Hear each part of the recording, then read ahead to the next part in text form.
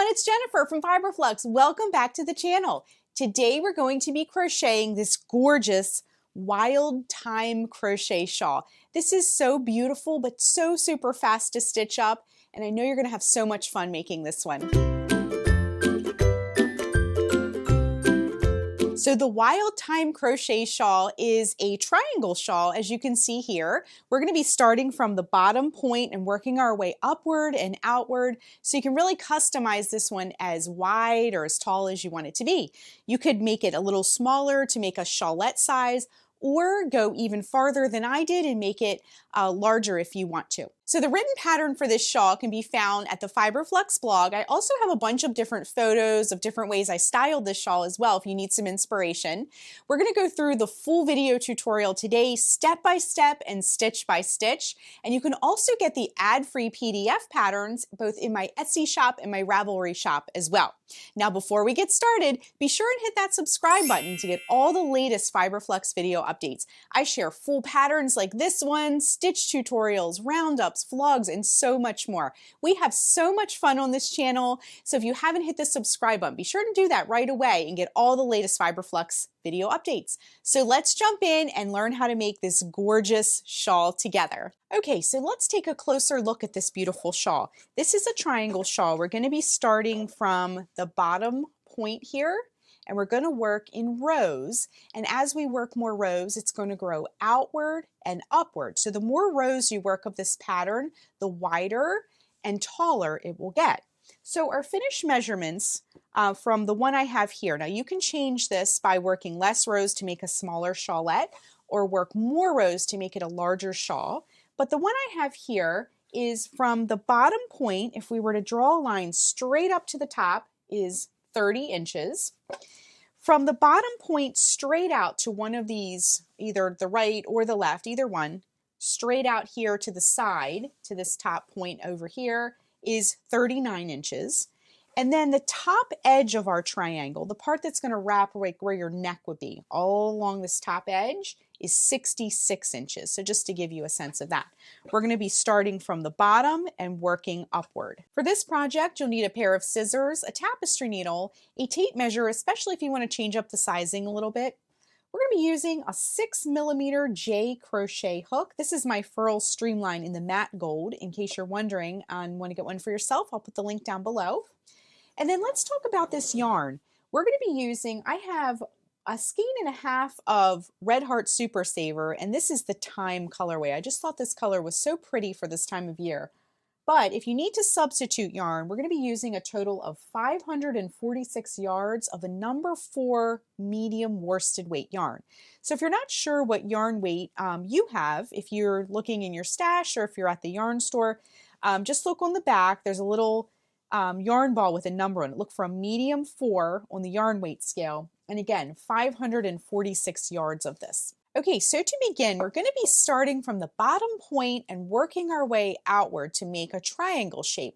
Our triangle shape kind of has a soft, kind of rounded bottom. It doesn't have like a very sharp point. So as you're working it, you'll see what I mean as we work some more rows. So to create that bottom part of our shawl, we're going to do a starting chain of 11.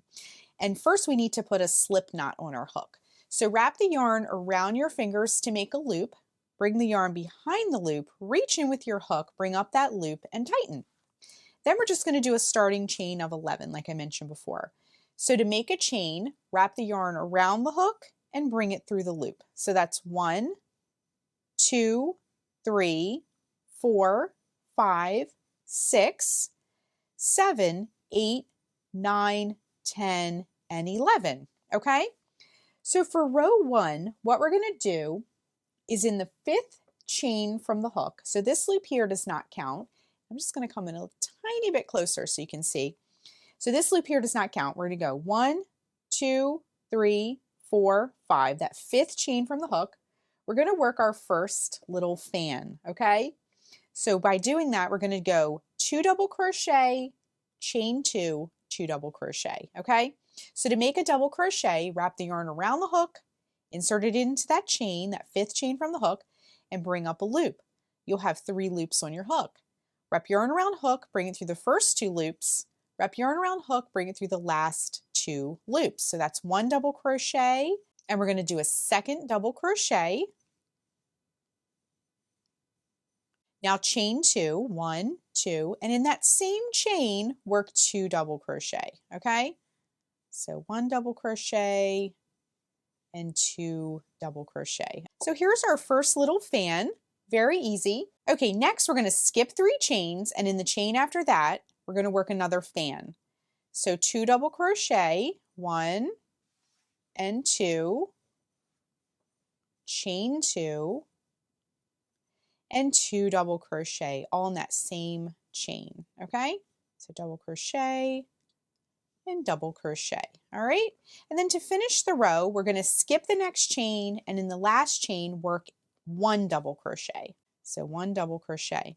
Now it doesn't look much like a point. Remember I said it's going to have like kind of a rounded bottom on it. So let's move on to row 2. Row 2 is the row that you'll repeat for the rest of your shawl. So right now we have 2 little fans here. All right, so what we want to do for row 2 is chain 3, 1, 2, 3.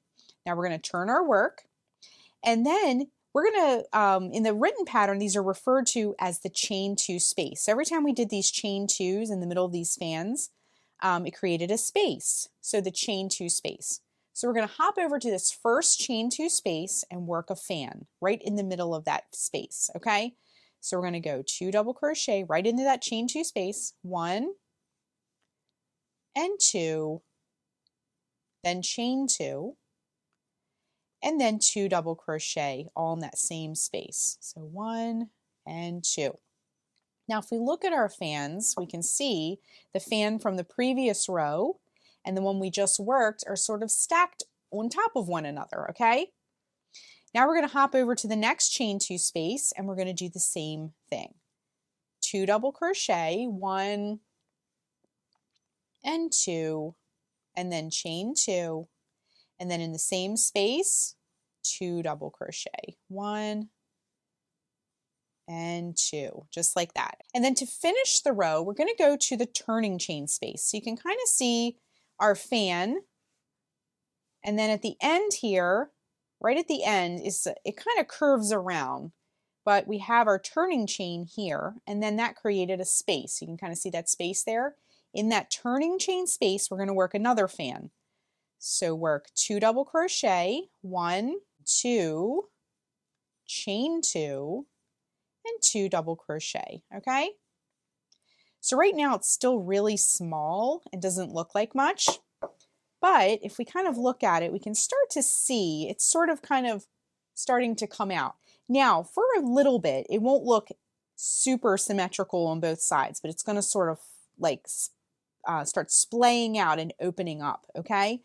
So for the rest of your shawl, all you're going to do is repeat row 2 over and over and over again until your shawl is as large as you would like it to be. So I'm going to keep going with mine until I've used up all of my yarn. We talked about our yarn earlier, but I have one over here that I started that I've worked several rows now. You can see it has 1, 2, 3, 4 rows, and it's gotten a little bit bigger, but you can see how it's starting to open up.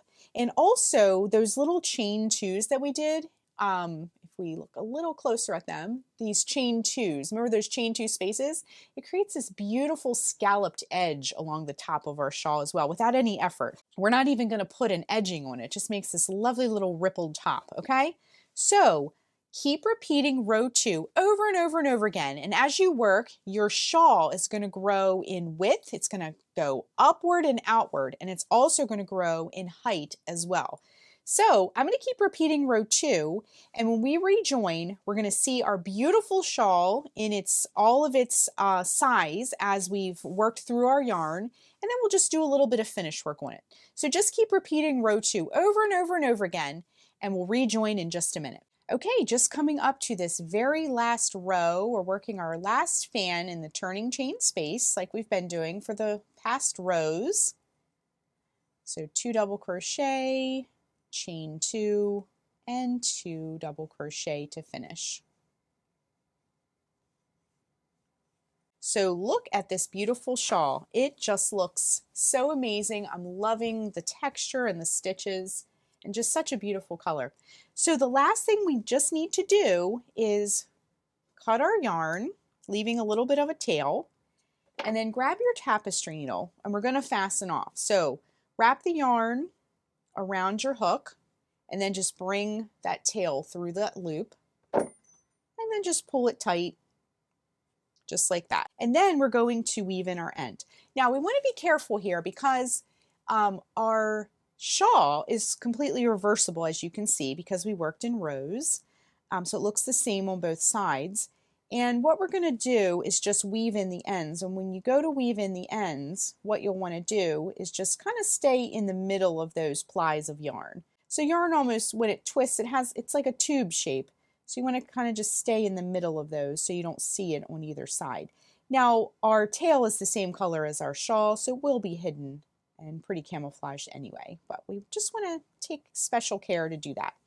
And then what we're going to do is, because this is something you'll wear, it's going to move around and things like that, we're going to come back in the other direction with our tail, and that will help lock our tail into place. So just kind of go in the middle of those plies once again. And then when you go through it, I did about an inch or two. Go ahead and give your tail a little bit of a tug. It'll kind of pull in a little bit and then give it a snip. And then when you straighten it out, it'll kind of disappear. Now, you may notice while you were crocheting your shawl, sometimes with this particular stitch in the V shape, it kind of wants to curve a little bit. It has a little bit of a curve.